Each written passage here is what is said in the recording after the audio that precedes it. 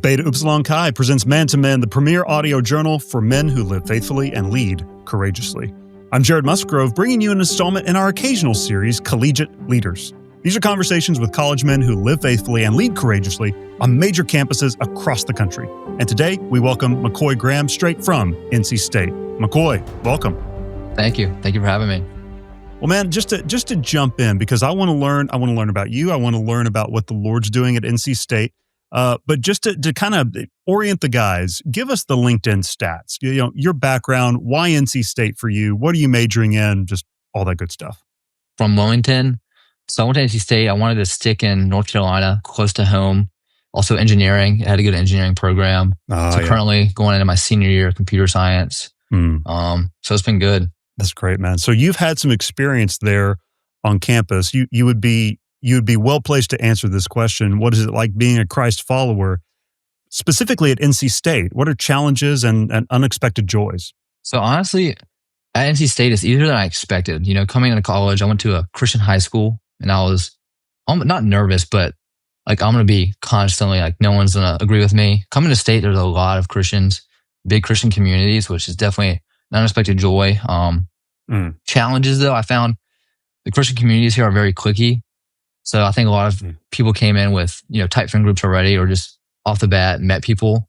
So I didn't really have that immediately. And it was harder for me to find, genuine friendships, really tight friendships. Through that and through searching though, I also found that there were, men on campus who want deep friendships and want to honor the Lord and like want to lead. So just finding that community over time, it wasn't immediate, but that's definitely I've been really grateful for that. Man, yeah. Would you share a little bit more of that for the guys? Because I think you hit on something that's pretty universal for a lot of us as far as landing on campus and starting to seek out those friendships. What was that journey like for you? Yeah. So, I mean, back home, I had a ton of really close Christian friends who I could, we loved each other. Like we held each other accountable and we all went to different colleges.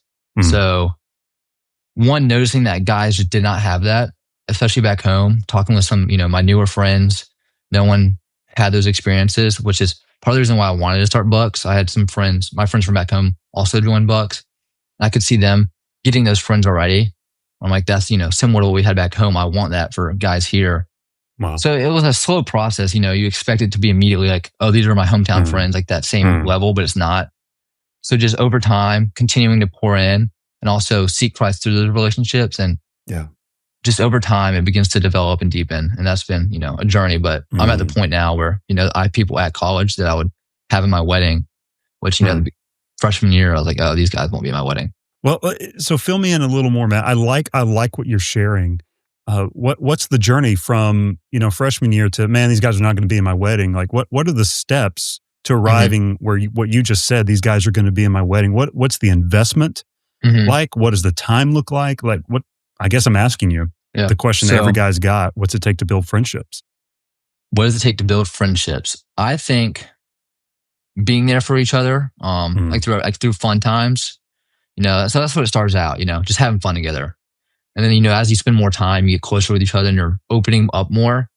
And for me, I've always been pretty open with people. And I think, trying to be vulnerable with people, which a lot of times progresses it further, a lot of times you want to stay surface level or just have fun. It's not really about, really making a connection.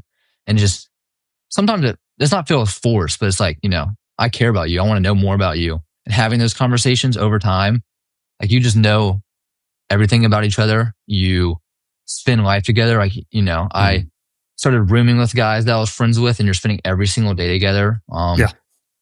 You wake up, you see them, you hang out, you go do work together. Just spending every single day with these guys. And then, going into my junior year, I decided to live with some of the BYX guys and talking with them constantly, sharing our faith, sharing our struggles. I think sharing your struggles with each other has really been help deepen our friendships. Because it gets personal but also that's like a nice part about it. You can be personal with each other. No, that's good, man. I think you're also hitting on a misperception about your generation. That you guys are, I hear a lot too. It's like, man, we just need the younger generation to be courageous and to invest. And I'm hearing those things from you. What are some misperceptions about your generation that you feel are out there? And you're saying like, man, I'm not living that way. One is that there's people that are men that don't want to lead and don't want to take charge. I think they just don't know how. And they're nervous too. I think, one, men have been told not to lead, I think in this generation a little bit. So it makes them a little bit more nervous. For me, one of my nervousness about leading is just fear of failing, fear of doing something wrong. And I think there's a lot of pressure on this generation to not mess up. Yeah. Or at least I've, seen that with some of my friends and me. So I think there are tons of people that want to lead and want to, pursue the Lord and pursue his kingdom. But it's just, they don't know how. They're nervous to do it. Yeah. Well, what are signs of hope that you see pushing back on that narrative, specifically with you and your guys there at NC State? I see it just, what I was talking about earlier on NC State in general and with our guys. They're, constantly, at least on campus, people who are spreading the gospel and talking about it. Like there's people that want to do the Great Commission and want to live for the Lord, Anytime you're in our student union, you see people evangelizing or Bible studies. It's like there's always people talking about Christ, which is very encouraging. Like there are different people in different areas, different walks, all wanting to share the gospel and, share their faith with others. Which in high school, even going to Christian school, our teachers always talked about Christ, but you never saw people really sharing their faith. But coming to college and seeing people actively living for Christ and wanting to show that has been very encouraging. Yeah. Yeah. Man, you mentioned a couple of times going to a Christian high school. I'd love to go back a little bit to the pre-college years. What's it been like what's it been like for you walking with Jesus, to start walking with him and even just to the point that you're at right now? Tell us a little bit of that story. So yeah, I've gone to a Christian school all my life. Preschool, elementary school, middle school. So I knew my whole entire life about Christ. My mom loves the Lord. Was constantly pouring into us. We were in that environment all the time, which I'm very grateful for. What a gift. Also, so I knew about Christ, but I wasn't following Christ. I would tell myself I was a morally good person because I wouldn't drink, wouldn't do drugs, things like that. Just like checking boxes almost. Yeah, this getting on into the middle school and high school years. Kind of right going to middle school. Some, my friends then were starting to do those kind of things. And I would, again, I'm not going to do those things. So I'm still, living how I should. And it wasn't about having a relationship. And then over time, realizing I was living selfishly, and just living, morally, not actually desiring a relationship with Christ. So sophomore year, of high school, continuing, to kind of live on that edge of either do I pursue Christ or do I continue kind of living how I want to and living a life of sin and selfishness. I was going to make a decision to kind of continue down that path of, away from Christ and just kind of doing what I want to do. And I was calling a friend about it. And I was, this was someone who was doing those things with me. And I was, because I was expecting him to get excited and encourage me, tell me what I want to hear, I guess. Yeah. And he said, don't do that. It'll be the biggest mistake of your life. And it was like in that moment, I realized I had just been living for myself. And I was not actually living for Christ. And I don't know how to describe it. Like in that moment, I struggled with lust for a while and I struggled with anger. My family constantly getting mad at them. And it just realized wow, I'm very selfish. I'm not living for Christ. I don't have a relationship with him. And those desires, in that moment, just completely went away. I think it was the Lord working through them. It really was, expecting to see that encouragement and not getting it, and just it was almost like a slap in the face. Wow, what am I doing? And then those desires, I wasn't getting mad at my family anymore. I just could see myself loving them more. Just no desire to lust. It just went away. It was out of nowhere. So following that, actually wanting to have a relationship with Christ, not about just doing right and wrong, but strengthening that relationship and growing closer with him. So soon after that, we went on a mission trip with my high school to Costa Rica, and there really seeing the Lord work was very encouraging on my walk early on. I just was there, felt, the Lord telling me to pray for people, or this, the Spirit guiding me to pray for people. And when I wouldn't want to do it, I was getting nervous. I don't know And he would just like lay those people in front of me, like just completely. There was one time we were about to go out for the day, and you get assigned to different things. You can go to the school, help out there. You can go to this one woman's house, help build a house for her. Go hand out food to people who need it. And today we're gonna do something different. We're bringing one group to go pray for this one man and give him food. And right when they said it, I was like, oh, I should go pray for that person. I just knew. But I was nervous too. I struggle with, I guess, speaking in front of a crowd, saying the wrong thing, getting nervous that I'll mess up and, get judged. But I just knew I had to do it. And I was like, okay, I need to do this. And she said, raise your hand if you want to do it. I was like, okay, I should raise my hand. Didn't raise my hand. I'm like, I don't know. Then I'm like, all right, Lord, if you want me to do it, someone will, say, oh, do you want to do it? Or like, ask me to go along. And so one of the teachers after this comes up to me and goes, oh yeah, are you sure you don't want to go on this? Like, I really feel, I feel like you should come with us. I'm sitting there, I know I should say yes. And I say, no, I just, I'm good with handing out food to, other people. I still, push it away. And I'm like, dang it, I'm on the bus then going to these other, that group already left. I'm on the bus. Like I, missed my opportunity. I'm like, why did I just not say yes? Like I knew I should say yes, but I just didn't. And it wasn't like I was feeling like this guilt or it was just like, I knew. It was just like this, like, okay. And then the group we're with, literally, they drive us to that person's house. I just completely random, had no idea. And like we show up with the group earlier that I was supposed to be with. And we walked to like both groups go in that house and like to go pray over them. When I'm in there, like, okay, the Lord places man at my feet when I'm like continuing to deny it. Like I have to go pray for this man. So I did. And it was very fruitful because after then, like I just felt called to pray for a couple people there and just having more courage and like a desire and an excitement to do that. Was very encouraging to see the Lord working even through my nervousness, even through my flaws. And then doing it, like correcting me in a way that wasn't where I would just like, he wasn't like, it wouldn't feel like anger, just like gentle correction. Like, okay, this is, I'm calling you to do this and just feeling like a joy about doing that. Soften his way. Yeah. And then, further in my walk coming to state, hearing about Bucks early on, freshman year, friends doing it. They loved it. Getting connected with them, really feeling like a joy about Bucks. I remember hearing it, being in my room, like getting excited, like pacing my room, like talking with, the national staff, getting excited about that. Just feeling very willing to lead the interest group. He's like, you want to lead it? I'm like, yeah, I'll lead it. It's a heavy lift. Feeling excited about it though. Like honestly, I don't remember once feeling like, oh, this is going to be a big time commitment. I was just like, oh, let's go. Which was very, it was fun. I enjoyed it. The days of meeting with, one guy at a time. So that journey, but just through Bucks in my faith, growing in accountability and genuineness, developing more deep friendships, becoming a leader, having to refine myself as a leadership position, being in a leadership position. I'll do the interest group leader. Then it came time to be president. And I didn't know. I remember from the beginning, I was like, oh, I'll be interest group leader. I don't know about being president. And then it came time to do it. And he's like, it was George at the time. He's like, yeah, you're going to do it because, you've been leading it this way. This is your role to step into the presidency.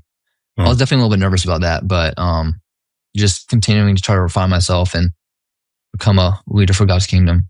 Man, that's good. How do you find yourself growing in Christ and as a leader right now?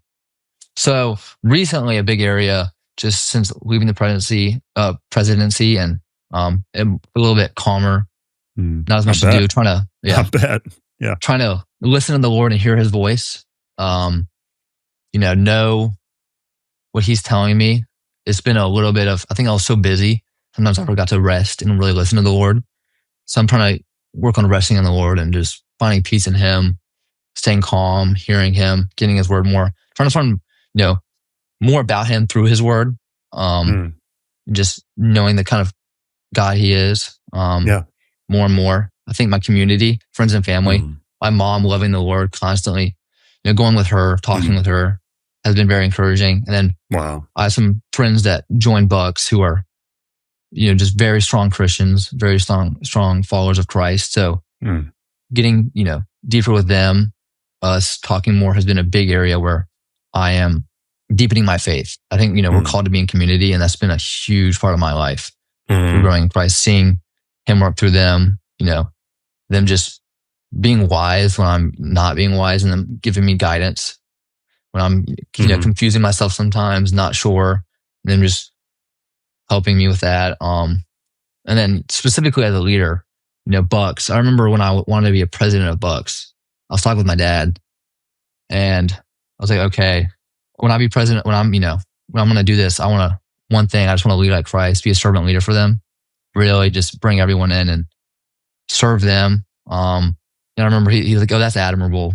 You also should be good at delegating. But I just remember that's what I wanted to do, just be a servant leader for them. And I found myself trying to serve them, trying to put their needs before mine. I found more joy in serving them.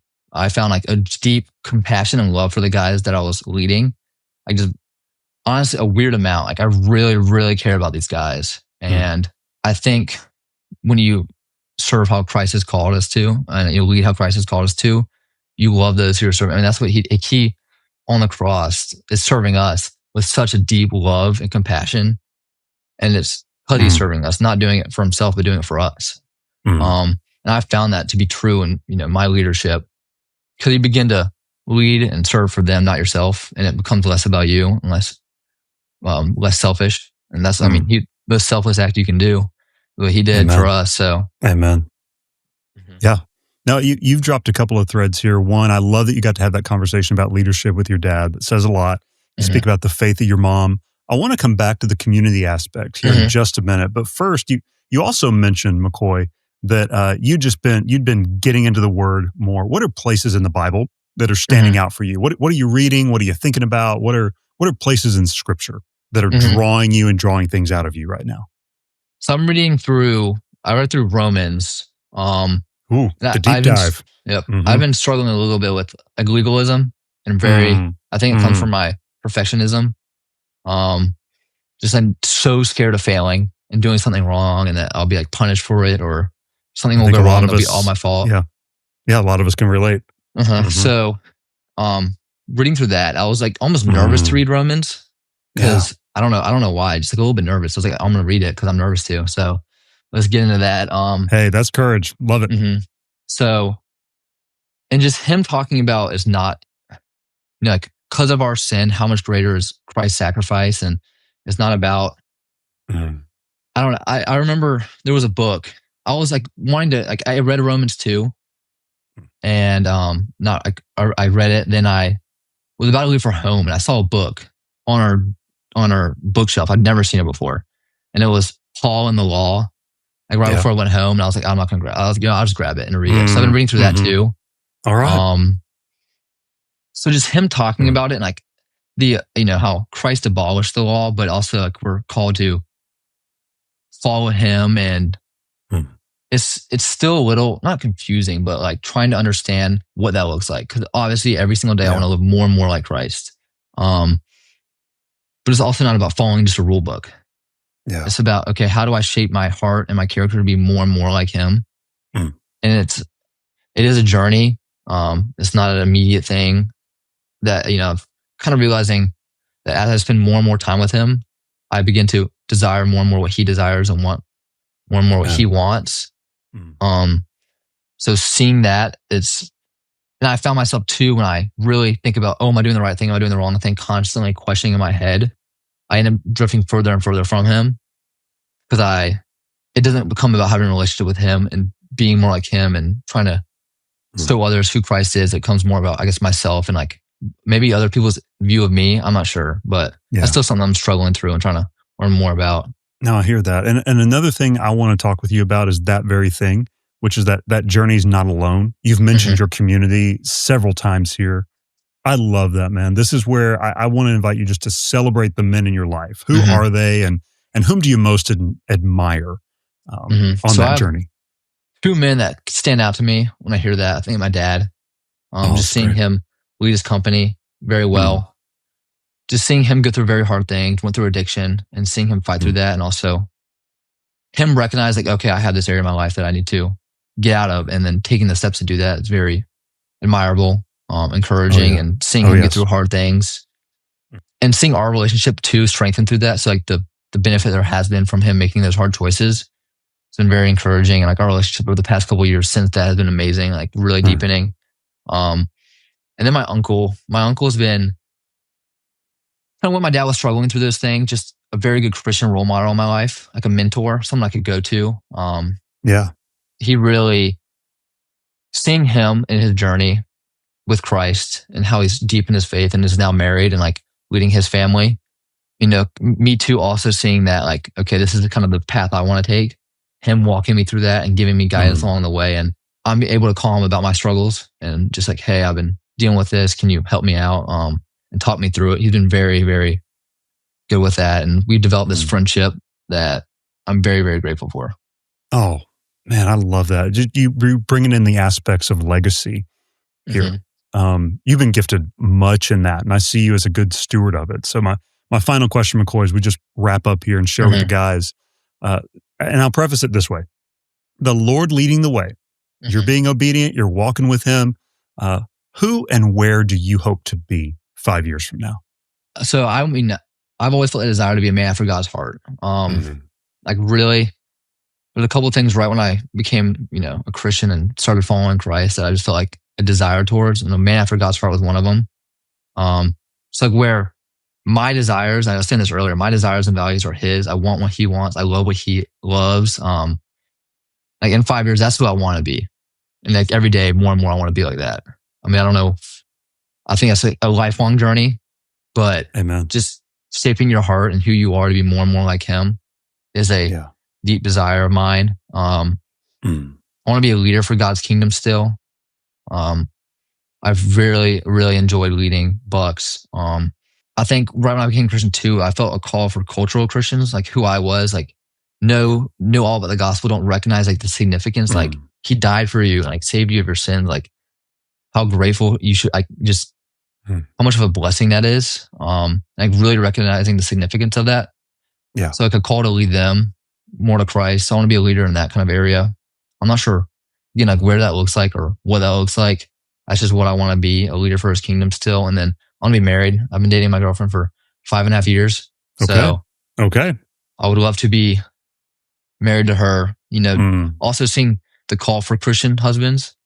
It's not like I want to say it's very daunting. You know, we're called to love our wives as Christ loved the church, you know, who gave himself up for her. And that's a big sacrifice, but also like I want to make that sacrifice, but it's still, I mean, it's not just giving up, you're willing to give up your life, but giving up your time, your energy.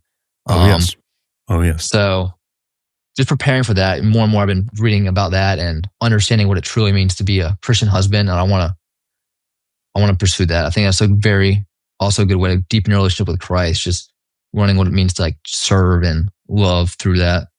Yeah, brother, that's fantastic. Yeah, I think each of the guys that are listening to this would love to couple with you in prayer on that. And we'll just say together, may it be, bro. May it be. Yes, sir. Yeah. Thank you. McKoy Graham, thanks for joining us today on Man to Man. Thank you for having me. Good talking with you, brother. You too. Man to Man is powered by Beta Upsilon Chi, commonly referred to as BYX. Our vision is that everywhere, every day, BYX men are raising families, leading in organizations, and strengthening churches to impact our communities for Christ. You can find out more about Beta Upsilon Chi by transliterating our Greek letters and adding a .org. That's byx.org.